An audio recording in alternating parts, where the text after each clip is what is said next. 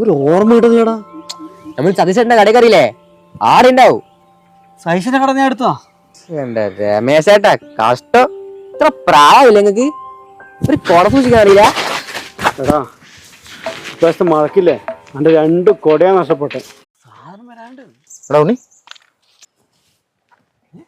Mind ആക്കണ്ടോ അമ്മ ഇവന്റെ കാര്യം അറിഞ്ഞിട്ടില്ല നീ? എന്താ?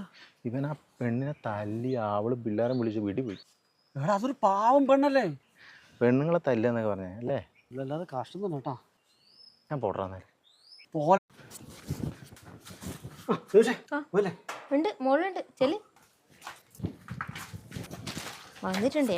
എപ്പോഴും തന്നെ പരിപാടി എന്ത് ചെയ്യാനാണ്.